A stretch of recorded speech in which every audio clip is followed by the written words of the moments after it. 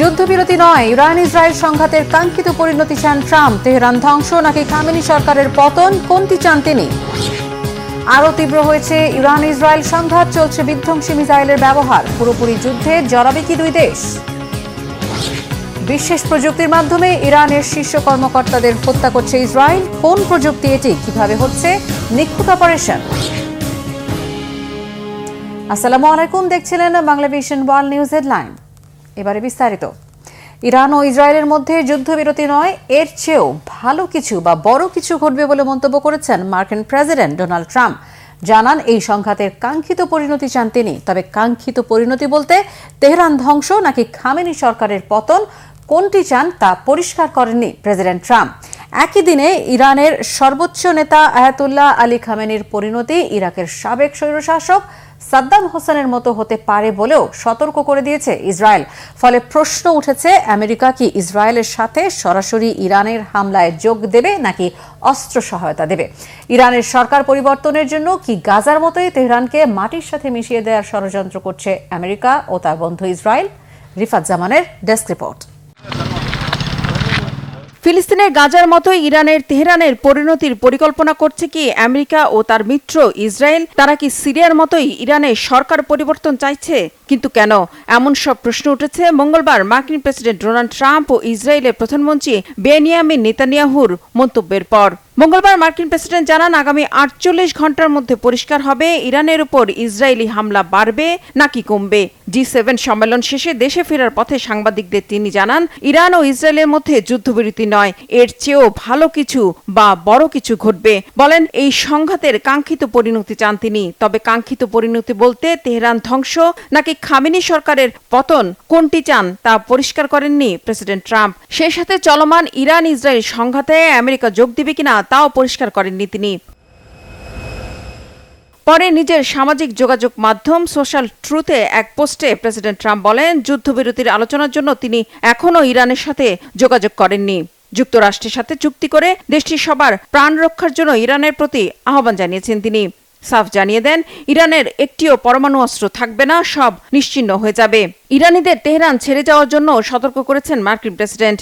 একই দিনে ইসরায়েলের প্রতিরক্ষামন্ত্রী ইসরায়েল কার্সো সতর্ক করে দিয়ে বলেছেন, ইরানের সর্বোচ্চ নেতা আয়াতুল্লাহ আলী খামেনির পরিণতি ইরাকের সাবেক স্বৈরশাসক সাদ্দাম হোসেনের মতো হতে পারে।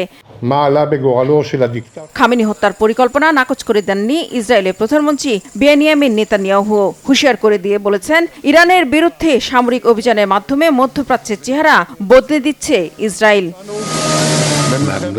বিশ্লেষকরা বলছেন, ইসরায়েল ও আমেরিকার সরকার প্রধানদের এমন মন্তব্যে অনেকটাই পরিষ্কার, ইরানের বর্তমান খামেনি প্রশাসনকে উৎখাতের মধ্য দিয়ে মধ্যপ্রাচ্যে আদতে নিজেদের শত্রুপক্ষ একেবারেই শেষ করে দিতে চায় তারা। কারণ ইসরায়েলের বিপক্ষে জোরালো অবস্থান নেয়ার একমাত্র শক্তি এখন ইরান, যাদের কাছে পরমাণু অস্ত্র রয়েছে বলে শঙ্কা করছে ইসরায়েল। তাই ইরানের খামেনি প্রশাসনকে উৎখাত করে দিতে পারলে মধ্যপ্রাচ্যে ইসরায়েলের আর কোনো শত্রু বা হুমকি থাকবে না। থাকবে না ফিলিস্তিনিদের মতো নিপীড়িত মুসলিমদের পক্ষে কথা বলার কেউ।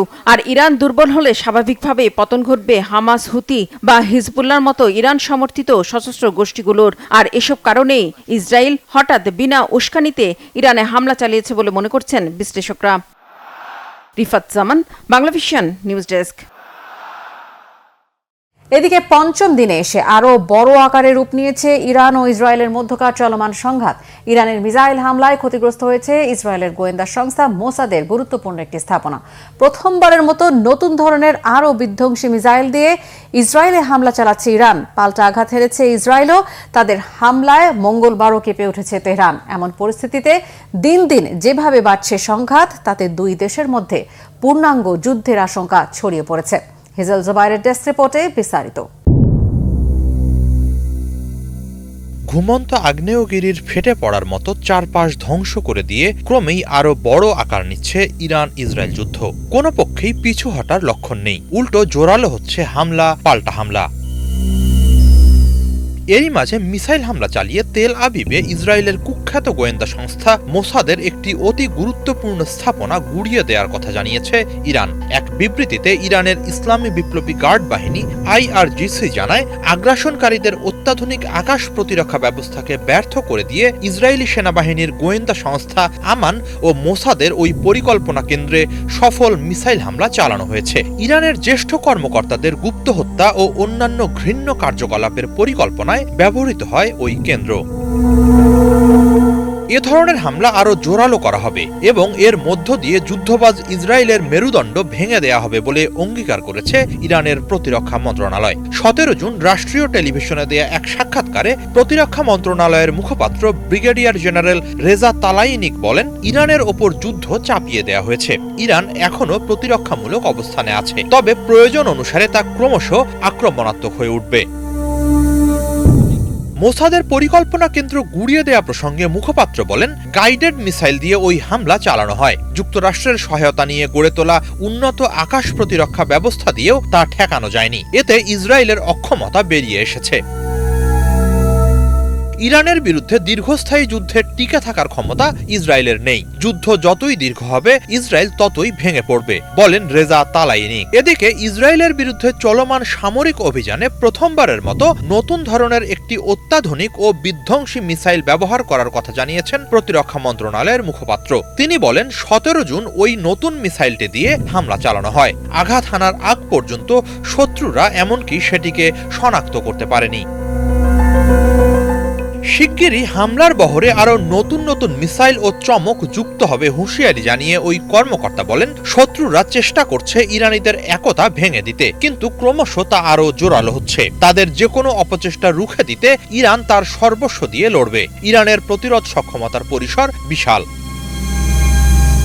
একই সাথে টিভিতে দেয়া সাক্ষাৎকারে হামলার প্রথম দিনই ইসরায়েল বেসামরিক ইরানিদের লক্ষ্যবস্তু করে ঘৃণ্য অপরাধ করেছে বলে উল্লেখ করেন এই সামরিক কর্মকর্তা। ইসরায়েলকে অবশ্যই এর জবাব দিতে হবে বলে হুঁশিয়ারি দেন তিনি। হিজল জোবায়ের, বাংলা ভিশন। এবার ইসরায়েলের সরাসরি হামলায় ক্ষতিগ্রস্ত হয়েছে ইরানের রাষ্ট্রীয় সম্প্রচার মাধ্যম। 16 জুন ইরানের রাজধানী তেহরানে অবস্থিত Islamic Republic of Iran broadcasting IRIB ভবনে ক্ষেপণাস্ত্র হামলা চালায় ইসরায়েল।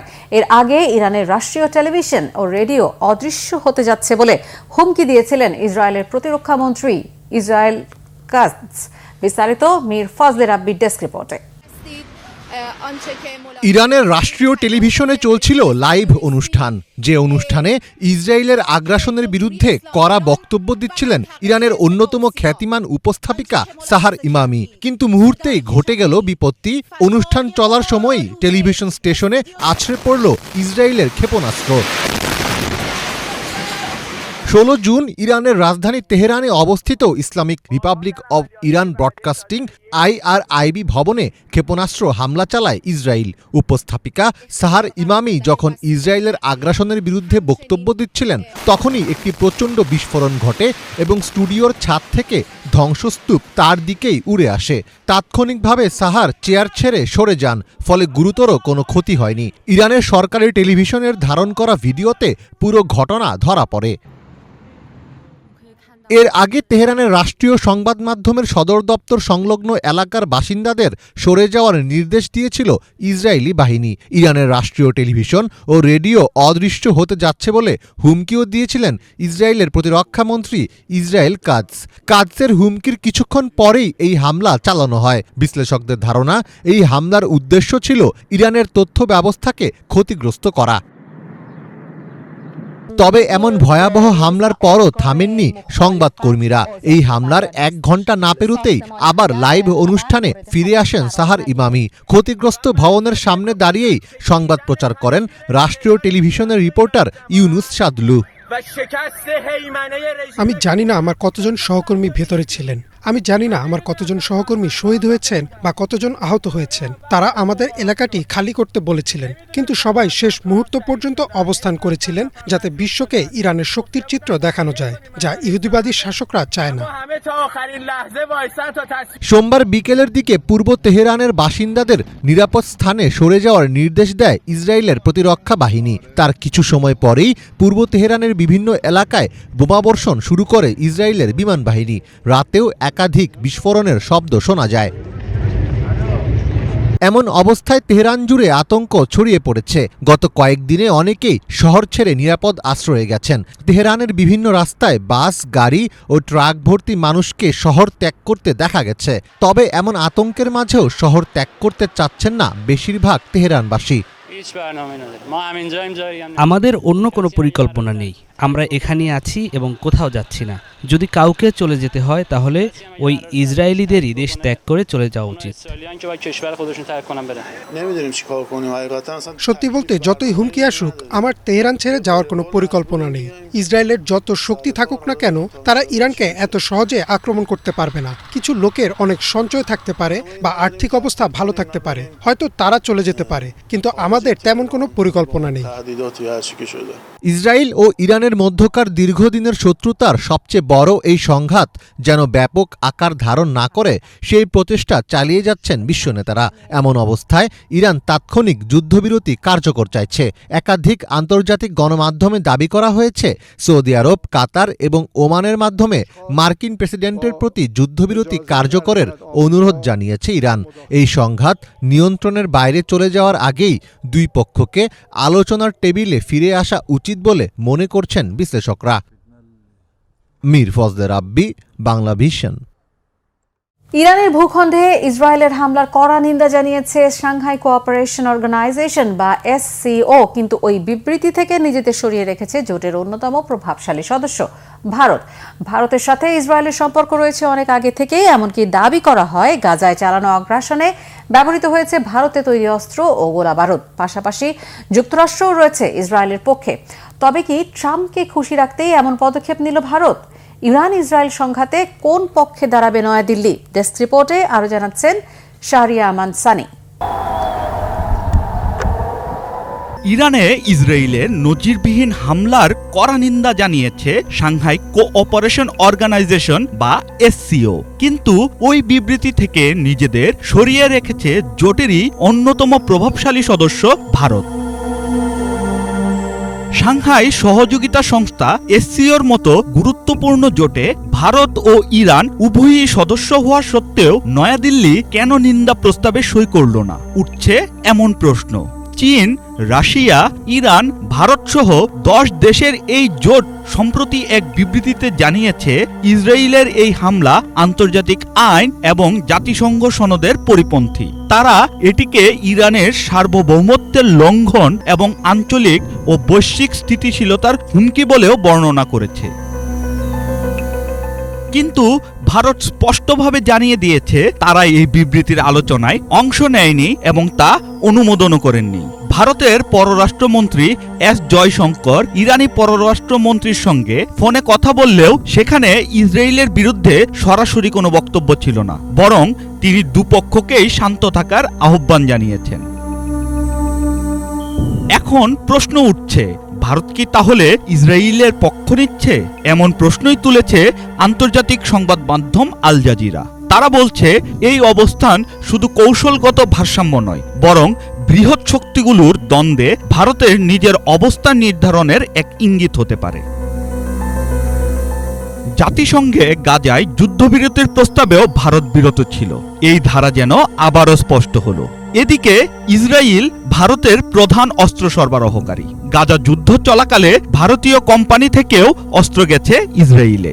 আবার ইরানের সঙ্গে ভারতের বহু বিলিয়ন ডলারের বিনিয়োগ রয়েছে চাবাহার বন্দর ও জ্বালানি খাতে।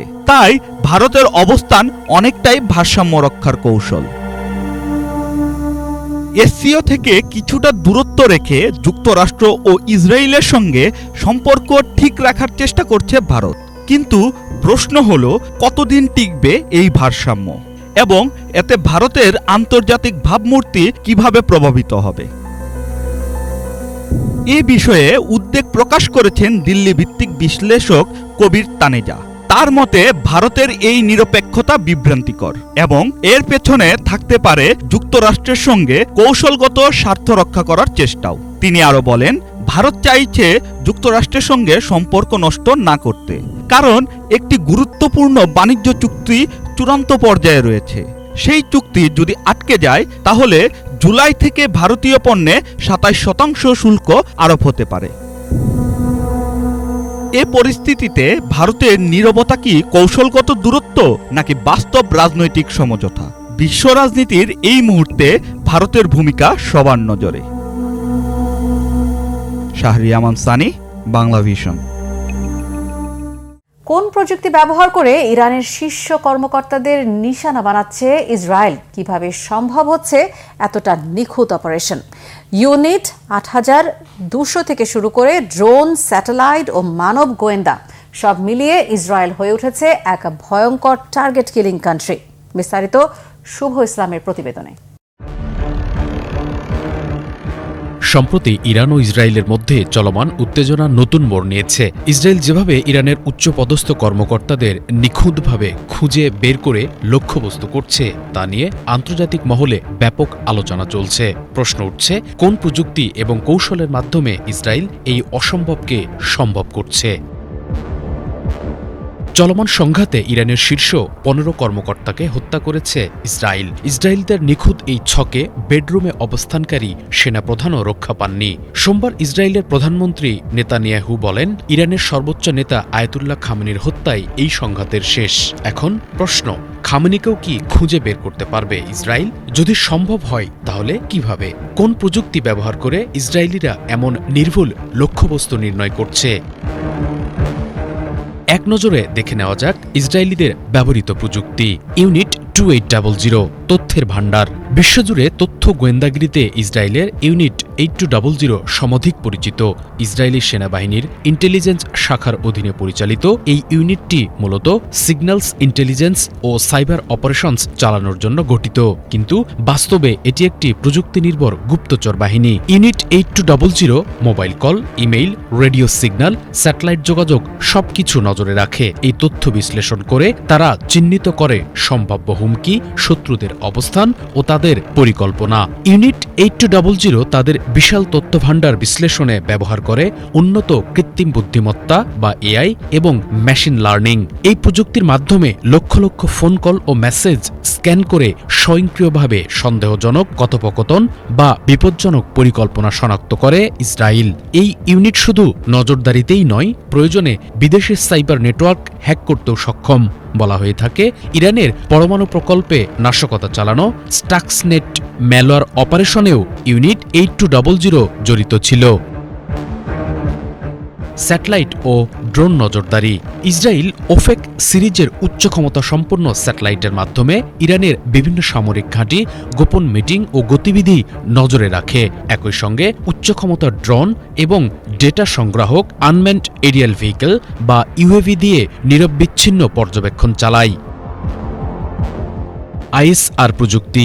ইন্টেলিজেন্স, সার্ভিলেন্স অ্যান্ড রিকগনাইজেন্স বা আইএসআর এমন একটি প্রযুক্তি যা ইন্টেলিজেন্স, নজরদারি এবং গোয়েন্দা তথ্যের জন্য ব্যবহৃত হয়।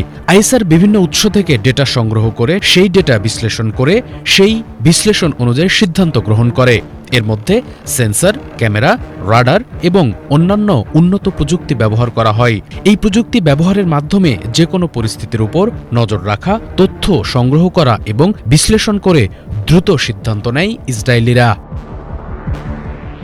মানব গোয়েন্দা। ইরানের অভ্যন্তরে ইসরায়েলের গভীর অনুপ্রবেশ এই সাফল্যের মূল চাবিকাঠি। বছরের পর বছর ধরে ইসরায়েলি গোয়েন্দা সংস্থা মোসাদ ইরানের ভেতরে এজেন্ট ও সহযোগী তৈরি করেছে। এই মানব গোয়েন্দা তথ্য ইরানের শীর্ষ কর্মকর্তাদের গতিবিধি, বাসস্থান ও গোপন বৈঠকের স্থান সম্পর্কে গুরুত্বপূর্ণ তথ্য সরবরাহ করে। এমনকি ইরানের সরকার বিরোধী নাগরিকদেরও গোয়েন্দা কার্যক্রমে ব্যবহার করার খবর রয়েছে। এই দীর্ঘমেয়াদী প্রস্তুতি ইসরায়েলকে তাদের লক্ষ্যবস্তু সম্পর্কে বিস্তারিত বিস্তারিত তথ্য সংগ্রহে সহায়তা করে। ইসরায়েল ইরানের ভেতরে দুর্নিয়ন্ত্রিত আক্রমণ প্ল্যাটফর্ম যেমন বিস্ফোরক ডিভাইস এবং অস্ত্র ব্যবস্থাপনা স্থাপন করেছে বলে জানা যায়। এই ডিভাইসগুলো অত্যন্ত নির্ভুলভাবে লক্ষ্যবস্তুতে আঘাত হানতে ব্যবহৃত হয়। ইসরায়েলি প্রতিরক্ষা বাহিনী আইডিএফ এবং মোসাদ এই জটিল অভিযানগুলো কার্যকর করার জন্য অত্যন্ত নিখুঁতভাবে সমন্বয় সাধন করে।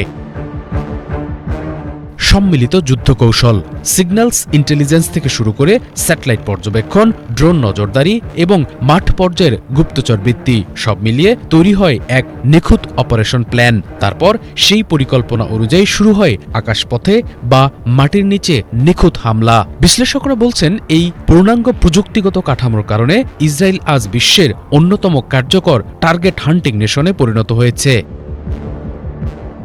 শুভ ইসলাম, বাংলাভিশন।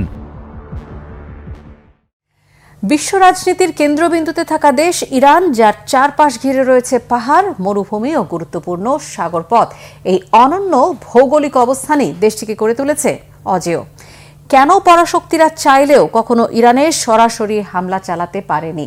ডেস্ক রিপোর্টে জানাচ্ছেন ইমরান মাহমুদ। পৃথিবীর অন্যতম গুরুত্বপূর্ণ ও আলোচিত অঞ্চল হচ্ছে বর্তমান ইরান।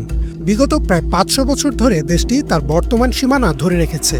ইতিহাস জুড়ে বহু সভ্যতা যেমন মঙ্গোলীয়, তুর্কি, ব্রিটিশ সহ অনেক পরাশক্তি দেশটি দখল করতে চেষ্টা চালিয়েছে।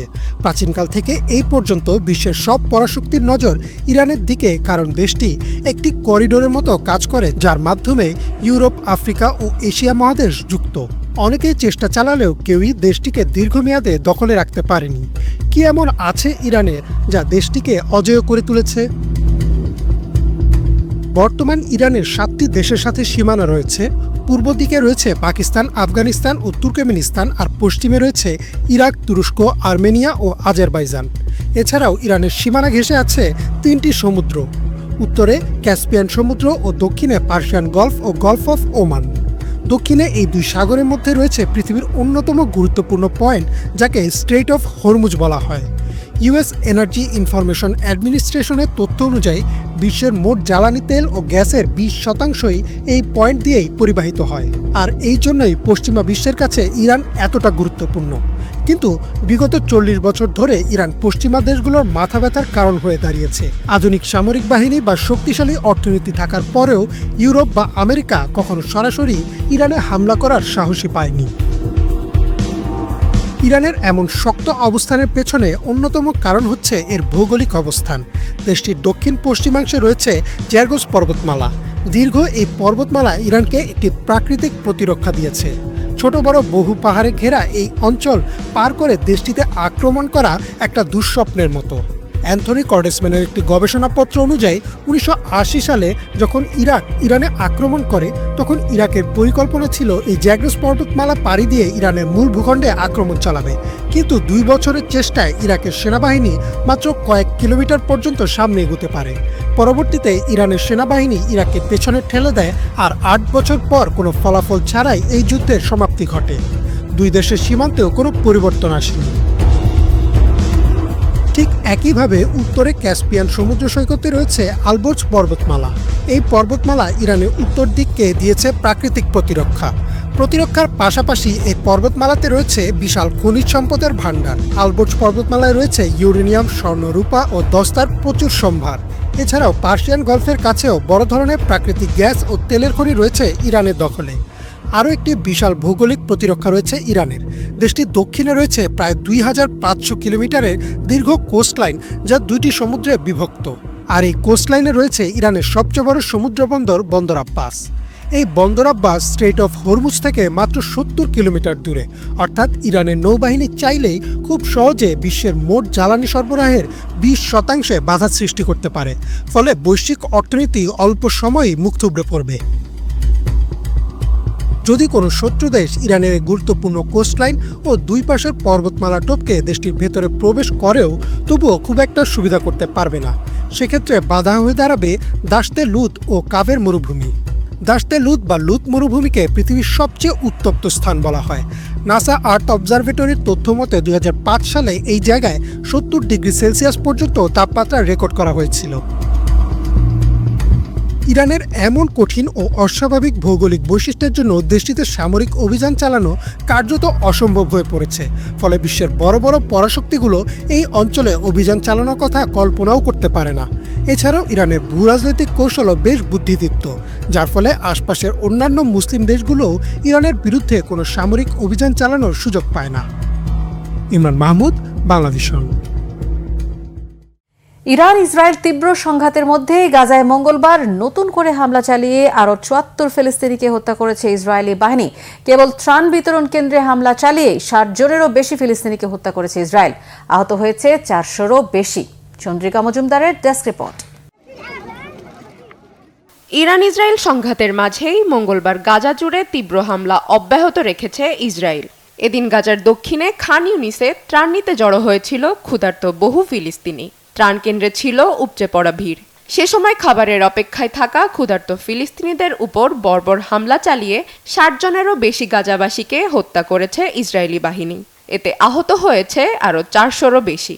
অবরোধ প্রত্যাহারের পর থেকেই গাজার ত্রাণ কেন্দ্রগুলোকে লক্ষ্যবস্তু করে একের পর এক হামলা চালাচ্ছে ইসরায়েল।